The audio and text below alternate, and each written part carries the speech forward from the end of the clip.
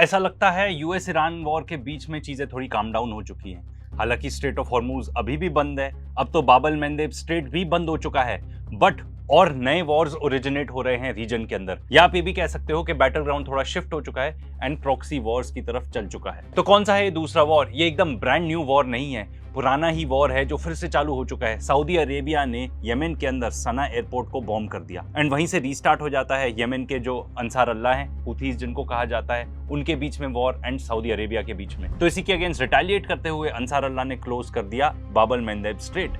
अब सऊदी के लिए ये बहुत ही बड़ी प्रॉब्लम हो गई, क्योंकि देखो स्ट्रेट ऑफ हॉर्मूज ऑलरेडी बंद था, वहां से बहुत सारे शिप्स नहीं निकल पा रही थी। एंड सऊदी किस चीज के ऊपर रिलाय करता है अपने पूरी इकोनॉमी के लिए? वो है export of oil. Straight of Hormuz बंद होने के बाद उनकी एक पाइपलाइन है, ईस्ट वेस्ट पाइपलाइन, जो कि बेसिकली एन ऑल्टरनेटिव है। तो इस पाइपलाइन से वो पंप कर सकते हैं oil to the west coast and through Bab el Mandeb strait वो काफी अपना ऑयल पंप कर रहे थे। बट अब यमन अंसार अल्लाह ने बोल दिया है कि भाई अब जो भी हो जाए, सऊदी की शिप्स यहां से नहीं निकल पाएंगी। इसका मतलब ये नहीं कि सऊदी अरेबिया बिल्कुल भी अपना ऑयल एक्सपोर्ट नहीं कर पाएगा, बट जो ऑल्टरनेटिव रूट है वो बहुत ही लंबा है। इसको देखो मैप को, ये बाब एल मंदेब स्ट्रेट अब बंद हो चुका है, तो ऑल द वे ऊपर सुएज कैनाल के ऊपर जाना पड़ेगा, all the way across Asia आकर फिर आप एक्सपोर्ट कर पाओगे अपना ऑयल। ये बहुत ही प्रॉब्लमैटिक है एंड बहुत ही ज्यादा मुश्किल है, बहुत ही ज्यादा एक्सपेंसिव है। ये बहुत ही प्रॉब्लमैटिक है क्योंकि इतना लंबा रूट है, टाइम ज्यादा लगेगा, कॉस्ट भी ज्यादा लगेगा एंड पूरी दुनिया के लिए भी ये बहुत बुरी खबर है, क्योंकि जो ऑयल फ्लो है वो रिस्ट्रिक्ट हो जाएगा। तो सबसे पहले तो हमें यमन के हालात समझने पड़ेंगे। यमन को 3 पार्टीज कंट्रोल करती हैं। अंसार अल्लाह, जिनको हुतीज भी कहा जाता है, ये है backed by Iran. Presidential leadership council यानी कि PLC, जिनको बैक करता है सऊदी अरेबिया।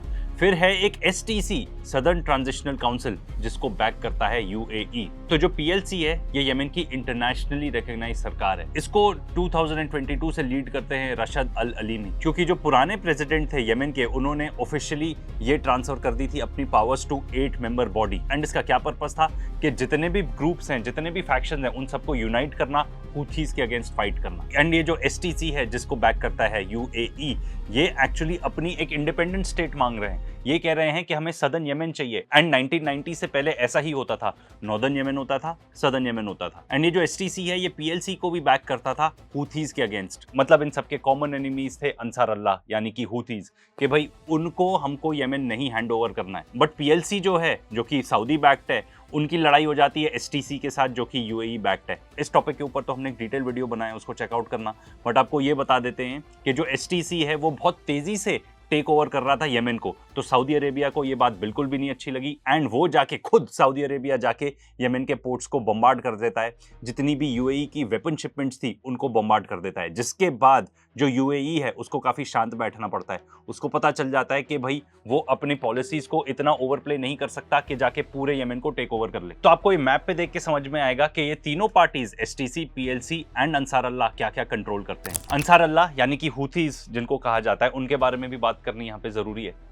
ये एक आर्म्ड ग्रुप है जिनको ट्रेन किया है एंड इनको बैकिंग मिलती है ईरान से एंड एक कंसिडरेबल एरिया होल्ड करते हैं नॉर्थ में and west of the country में। एंड इनकी जो स्ट्रेटेजिक लोकेशन है, इसके थ्रू ये बाब एल मंदेब स्ट्रेट को कंट्रोल कर सकते हैं। हुथीज इमर्ज करते हैं एक्चुअली 1990 में, बट 2014 में ये एक्चुअली अपना दबदबा दिखाते हैं।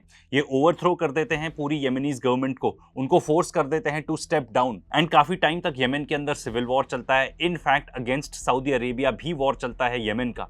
एंड ये जो सऊदी अरेबिया का वॉर था, ये this was backed by the United states of America. पूरी इंटेलिजेंस इनको यूनाइटेड स्टेट्स ऑफ अमेरिका से मिलती थी।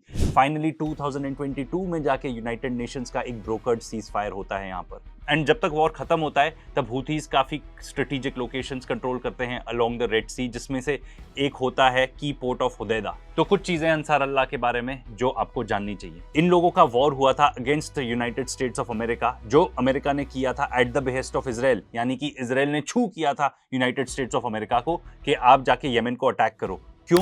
क्योंकि यमन ने क्लोज कर दिया था बाब एल मंदेब स्ट्रेट इजरायलीज के लिए। इनके पास अच्छी खासी कैपेबिलिटीज है ड्रोन्स की, मिसाइल्स की। इनफैक्ट ये लोग इतने एक्टिवली अमेरिकन एयरक्राफ्ट कैरियर को टारगेट कर रहे थे कि एयरक्राफ्ट कैरियर बहुत ही बड़ा होता है, उसको मनूवर करना पड़ता था। एंड मनूवर करते समय उनका कहना था कि कुछ हमारे एयरक्राफ्ट थे जो समुद्र में ही गिर गए। तो काफी भारी नुकसान पहुंचाया था इनको अमेरिका ने। एंड अमेरिका ने बहुत भारी बॉम्बार्डमेंट करी थी इधर, बहुत भारी बॉम्बार्डमेंट। इन लोग की सहनशीलता भी बहुत अच्छी खासी है। एंड ये लोग बहुत वेल इक्विप्ड भी हैं। ये मत सोचना कि ये लोग कोई ट्राइबल लोग हैं। इनके पास ड्रोन कैपेबिलिटी है, एयर डिफेंस कैपेबिलिटी है, जिसकी वजह से ये लोग MQ-9 रीपर ड्रोन अमेरिका का जो कॉस्ट करता है 30 to 35 मिलियन डॉलर्स उसको शूट डाउन कर पाते थे।